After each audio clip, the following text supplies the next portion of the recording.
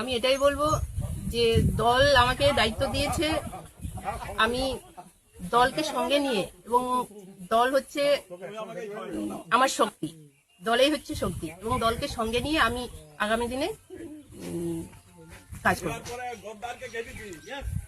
জেতার ব্যাপারে দেখুন, জেতার ব্যাপারে আমি খুবটাই আশাবাদী। এটা জেতার তো কোনো প্রশ্ন ওঠে না, আমরা অলরেডি যেতেই আছি।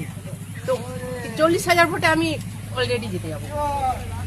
এতটা দিদি যে প্রকল্পগুলো চালু করেছেন, আজ 92টা প্রকল্প চলছে আমাদের পশ্চিমবাংলায়, তো প্রত্যেকটা প্রকল্প মানুষের কাছে পৌঁছে যাচ্ছে, তার জন্য আমার এত আত্মবিশ্বাস।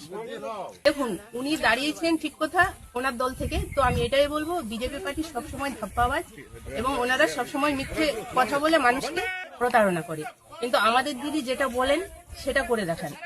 তো তাই আমার এতটাই আত্মবিশ্বাস যে বিজেপি কখনোই জিতবে না, এবং এই 2026-এর ভোটের থেকে বিজেপি কোনো চিহ্ন থাকবে না। এটা তৃণমূল কংগ্রেস সবসময় এগিয়ে থাকবে। এক-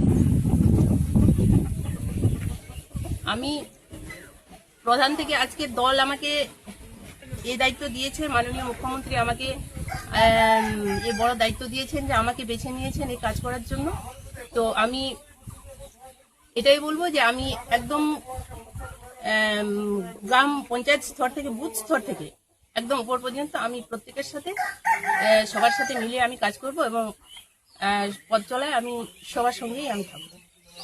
দেখুন, এইরকম টুকটাক সমস্যা সব জায়গাতেই রয়েছে, তো আমার মনে হয় এই সমস্যাগুলো সবটাই সমাধান হবে। তো আমাদের দিদি যেভাবে প্রকল্প চালু করেছে এবং যেভাবে মানুষের কাছে উন্নয়ন পৌঁছে যাচ্ছে, তো যে যে সমস্যাগুলো এখনো সমাধান হয়নি, আমি আশা রাখবো সকলের ভালোবাসা আশীর্বাদের সাথে আমি এগিয়ে যাব, এবং সমাধানগুলো, আমি যেগুলো সমস্যা আছে সেগুলো নজরে রাখবো এবং সমাধান করার চেষ্টা করবো।